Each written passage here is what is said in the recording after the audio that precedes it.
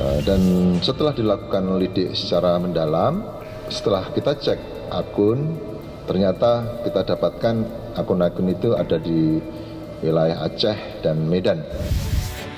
Terciduk, penipu Kaisang ternyata ABG. Nangis beneran nih, ditulis oleh Nina Nur dari siwa.com.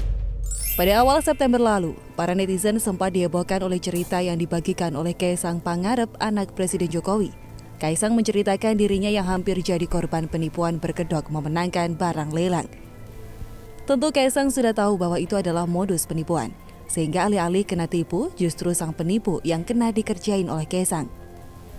Modus penipuan ini berawal dari adanya pemberitahuan lewat pesan di Instagram bahwa Kaisang memenangkan lelang. Si penipu tidak mengetahui bahwa orang yang mereka sasar adalah Kaisang.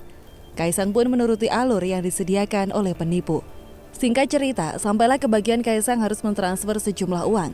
Kaisang pun mentransfer Rp10.000 disertai pesan yang menakutkan bagi si penipu, yang bikin si penipu terkencing-kencing ketakutan. Dan sesudah tahu bahwa yang mereka mau tipu adalah anak presiden, si penipu pun minta maaf pada Kaisang. Kaisang bahkan masih menakut-nakuti si penipu dalam chat terakhirnya dengan kata-kata hati-hati diketok rumahnya. Lalu cuitan penutup Kaisang juga bikin jantungan si penipu. Maafkan saya untuk Aan, Anda sudah termonitor, tulis Kaisang. Dan ternyata Kaisang gak main-main, atau mungkin pihak kepolisian yang langsung gercep ya. Berhubung Kaisang sudah mengunggah nomor rekening si penipu, jadi kemungkinan besar itulah yang jadi pegangan pihak kepolisian. Dan akhirnya si penipu ini pun terciduk dengan sukses. Dilansir Kompas.com, pihak kepolisian akhirnya menangkap sindikat penipuan online ini. Penyidik menemukan ada 4 tersangka, yakni AF, GR, MR, DFY. Rata-rata anak ini di bawah umur, antara 15 sampai 16 tahun. Ucap Kepala Biro Penerangan Masyarakat Karopenmas Divisi Humas Polri Brigjen Pol Awi Setiono. Diceritakan bahwa pihak kepolisian melakukan profiling dan menemukan akun @lucky_construction di Instagram yang melelang barang-barang branded. Korban yang melakukan transaksi kemudian mengirim uang ke rekening yang menurut polisi menjadi rekening penampungan. Akan tetapi, barang yang telah dibayarkan tidak pernah diterima korban. Setelah mengecek kepemilikan akun, polisi menemukan bahwa ternyata akun tersebut dikendalikan keempat tersangka yang berlokasi di Aceh dan Medan. Mereka berempat ini berkenalan di dunia maya. Dari catatan kepolisian, total kerugian akibat kasus tersebut lebih dari 100 juta rupiah. Para pelaku kemudian menggunakan uang tersebut untuk foya-foya. Hasil uang penipuan online tersebut oleh para tersangka ternyata untuk foya-foya, untuk beli pulsa, beli handphone, beli jam tangan, dan lain-lain, kata Brigjen Pol Awi. Para tersangka ini terancam hukuman hingga 12 tahun penjara dan atau denda maksimal 12 miliar rupiah. Namun karena usia mereka yang masih di bawah umur, maka penanganan kasus ini jadi berbeda. Ada 2 kemungkinan tindak lanjut yang dapat dilakukan oleh pihak kepolisian. Yang pertama, sesuai Undang-Undang Perlindungan Anak, adalah melakukan pembinaan kembali dan dikembalikan kepada orang tuanya dengan tetap dalam pengawasan Polri. Kedua, dilakukan restoratif justice. Sementara ini, para pelaku dititipkan di Balai Pemasyarakatan di Aceh dan Medan. Dalam pasal 1/6 Undang-Undang Nomor 11 Tahun 2012 tentang Sistem Peradilan Pidana Anak menyatakan, keadilan restoratif adalah penyelesaian perkara tindak pidana dengan melibatkan pelaku, korban, keluarga pelaku atau korban, dan pihak lain yang terkait untuk bersama-sama mencari penyelesaian yang adil dengan menekankan pemulihan kembali pada keadaan semula dan bukan pembalasan. Pelaku tidak perlu masuk penjara kalau kepentingan dan kerugian korban sudah direstorasi. Korban dan masyarakat pun sudah memaafkan, sementara pelaku sudah menyatakan penyesalannya. Kalau saya sih mendukung bahwa pelaku kejahatan yang masih di bawah umur sebaiknya tidak dimasukkan ke penjara. Namun, hukuman tetap diperlukan, misalnya hukuman kerja sosial. Jadi tidak serta-merta hanya disuruh minta maaf, dikembalikan ke orang tuanya atau mengganti kerugian. Mungkin kerja sosial ini sudah masuk dalam proses pembinaan yang dilakukan oleh aparat. Saya kurang tahu itu. Intinya ya harus ada efek jera, tapi dalam skala yang tidak seberat orang dewasa. Nah, dalam kasus yang salah satu korbannya adalah Kaisang ini, saya harap para penipu sudah terhukum sendiri dengan perasaan takut terhadap Kaisang. Apalagi kalau mereka sudah membaca cuitan Kaisang dan para netizen, pasti sudah panas dingin siang malam gak karuan perasaannya. Kecil-kecil kok sudah bisa menipu sih? Siapa yang bisa kita salahkan? Apakah orang tuanya yang kurang ngasih uang jajan? Mungkin? Ataukah salah pergaulan? Entahlah, yang penting sudah terciduk.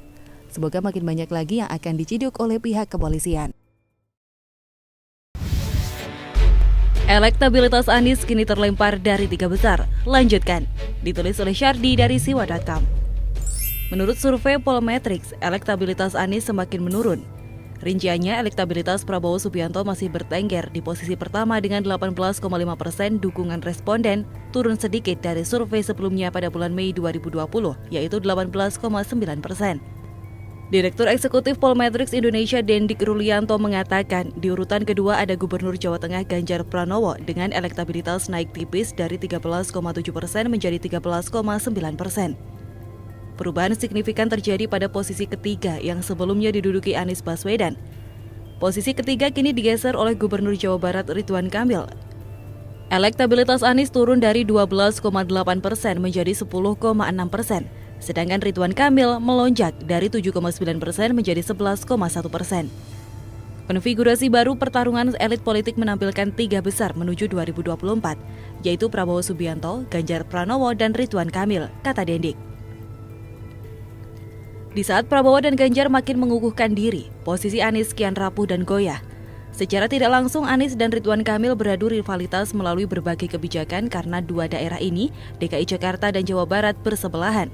Rivalitas antara keduanya mendorong kompetisi dalam menelurkan kebijakan. Ridwan Kamil lebih berhasil mendulang keuntungan secara elektoral ketimbang Anies. Kondisi ini sebenarnya tidak aneh dan malah diharapkan terjadi. Sungguh aneh kalau sampai Anies terus menanjak popularitasnya kalau kita berkaca pada kebijakan dan kinerjanya selama tahun 2020. Amburadul, kacau balau, berantakan, konyol, dan jadi bahan tertawaan. Menurut saya yang jadi faktor penentunya adalah kebijakan yang dikeluarkan Anies selama 4 bulan belakangan ini. Ini kemungkinan besar ada kaitannya dengan penanganan wabah corona. Kalian pasti sudah mual dengan pemberitaan mengenai Anies yang seolah tidak kompeten untuk mengatasi masalah kritis. Banyak yang geram dengan kebijakan yang dikeluarkan Anies dalam banyak hal.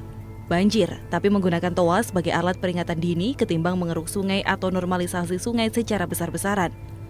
Wabah corona, PSBB pun serba tanggung. Menakuti warga dengan tugu peti mati yang sebenarnya tidak mengerikan sama sekali. Kebijakan pengurangan jadwal dan rute transportasi umum di awal PSBB yang malah berpotensi membuat klaster penularan baru. Belum lagi aturan ganjil genap di masa pandemi yang membuat penumpang makin membludak di berbagai stasiun transportasi umum. Ekonomi habis-habisan, Pemprov pun seolah ingin mengatakan sudah tidak punya uang. Katanya Anies mau mencarikan dana cadangan yang besarnya 1,4 triliun rupiah dengan alasan akan digunakan untuk menangani wabah corona. Tapi mereka seolah tidak mau transparan, tidak jelaskan alasan lebih rinci untuk apa saja dan juga tidak dijelaskan ke DPRD DKI kondisi keuangan Pemprov DKI. Dengan kondisi demikian, ditambah lagi dengan segudang kekonyolan lain yang terlalu banyak kalau disebutkan satu persatu, apa yang mau diharapkan dari seorang Anies? Elektabilitas meroket? Mengerikan kalau sampai ini terjadi. Artinya masih banyak yang belum jernih berpikir, membela membabi buta dan menjilat sampai bersih putih tanpa noda. Orang seperti Anies berada di tempat yang salah, tidak pantas jadi gubernur apalagi selevel ibu kota. Masalah terlalu besar, sedangkan Anies cuma pintar bermulut manis mengolah kata biar terlihat intelektual. Masalah besar dihadapi oleh sosok berpikiran kerdil, amburadul jadinya. Coba kalian pikir-pikir lagi, berapa banyak kebijakan Anies yang sifatnya jangka pendek, yang memboroskan anggaran dan sering trial and error. Berapa banyak anggaran habis sia-sia untuk hal seperti itu. Tidak bisa hemat tapi borosnya juara. Tak terbayang kalau sampai dia masih tebal muka mau mencalonkan diri sebagai capres. Tapi kalau waktunya tiba dan ada peluang, dia tak akan malu-malu mengejarnya. Malu itu urusan nomor sekian dalam kamus hidupnya.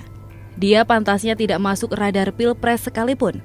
Masuk bursa saja sangat tidak pantas.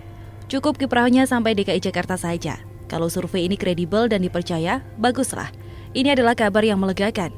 Biarkan dia masuk ke jurang yang dia buat sendiri melalui kebijakan aneh dan ketidakmampuan mengatasi masalah serius. Biarkan dia nyungsep dan terjatuh dengan sendirinya. Beginilah bukti kalau seorang yang menang dengan cara aneh akan terlihat kemampuannya yang sebenarnya. Pak Fadlizon, sejak kapan kadrun itu ras? Yang rasis itu justru kadrun. Ditulis oleh Syardi dari siwa.com. Ahok memang selalu punya cara untuk membuat banyak orang kepanasan. Sekali bernyanyi, banyak yang kebakaran jenggot dan melakukan serangan balik. Entah itu oposisi, mereka yang kepentingannya terganggu, yang benci hingga kadrun. Ini berawal dari Ahok yang menguliti internal Pertamina. Kritik Ahok didasari keinginan agar tata kelola BUMN benar-benar profesional. Salah satu pernyataan Ahok yang menjadi perdebatan adalah kalau dia menjadi Direktur Utama Pertamina akan banyak yang ribut. Persoalannya kalau saya jadi dirut, ribut. Kadrun-kadrun mau demo, mau bikin gaduh lagi Republik ini, kata Ahok. Fadlizon protes dengan pernyataan Ahok itu. Cara komunikasi seperti ini selain rasis juga memecah belah atau mungkin memang sengaja, kata dia. Kadrun itu terkenal dengan kepanjangan kadal gurun yang tentunya sudah dipahami banyak orang. Sebuah sebutan yang sudah melekat di benak banyak orang yang mengikuti angin politik di Indonesia. Fadlizon kembali membuktikan kalau dia adalah orang yang tidak berkualitas. Bikin malu DPR, nyinyir tapi tidak pakai nalar, mau kritik tapi terlihat kurang pintarnya.